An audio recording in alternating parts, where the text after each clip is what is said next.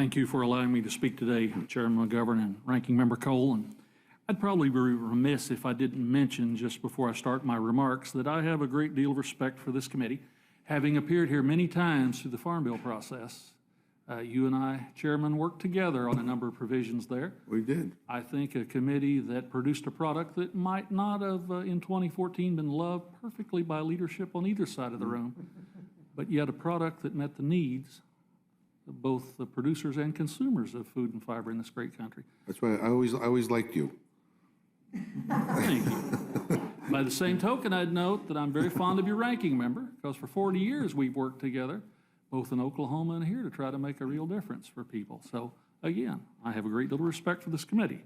But with that, I must say, earlier this year I came to speak to the committee ahead of the House vote on the first $1 trillion reconciliation package. When I told you that the Science Committee hadn't even had a chance to provide input into the bill. Here we are for round 2, or maybe 2.5, with more trillions of taxpayer dollars at stake. I suppose I should be glad that this time at least, the Science Committee was given the chance to vote on our portion of the bill. Unfortunately, I can't be sure that the next text I'm being asked to testify on is going to be even the final text considered by the Rules Committee or brought to the floor. The latest version of the bill includes massive changes from what the Science Committee reported in September and additional changes from the version I was prepared to testify on last week. The bill includes funding of new programs that weren't considered by the Science Committee, and the draft drops important provisions adopted in committee, including a provision to prohibit the use of Chinese forced labor for energy projects. The bill also drops a bipartisan provision to ensure geographic diversity of research infrastructures funded in the bill. This is just the tip of the iceberg for this legislation, and every day in the last week, I've read rumors about more changes to the package, changes that would rewrite whole entitlement programs and sections of the tax code. We haven't seen text of those changes, not to mention we don't even have scores from the Congressional Budget Office to estimate the true budgetary impact of these proposals. In fact, I don't even know if we'll have a score before members will be asked to vote on this, what could be called a giant package, on the floor. That's irresponsible at best, and a dereliction of duty in this time of growing federal deficits and rising inflation. My Democrat friends are operating under the slimmest of majorities, and always remember, I understand the fundamental principles of a representative democracy. The majority has the right and the responsibility to govern, but the minority has the right and the responsibility to be heard, to be the conscience of the body.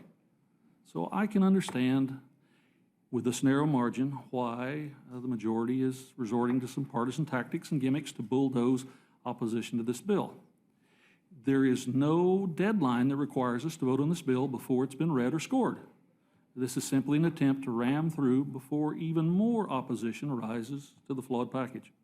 Meanwhile, Congress does truly have urgent matters to address.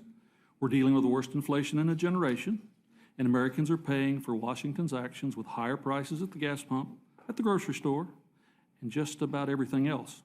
Energy costs have alone increased by nearly 25% in the last year. As inflation rises, Americans must stretch every dollar further and further.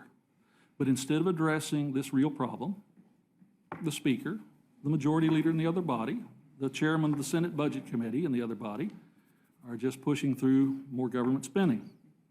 I worry that this is reckless, it's even irresponsible, and Mr. Chairman, it's no way to run a railroad. I oppose the measure. I urge my colleagues in the majority not to push this bill forward and force Congress to vote on this massive, what I fear is flawed and rushed piece of legislation. And with that, I've been brief, I think, and I look forward to whatever questions or discussion we have in the committee. And thank you for giving me a chance. Well,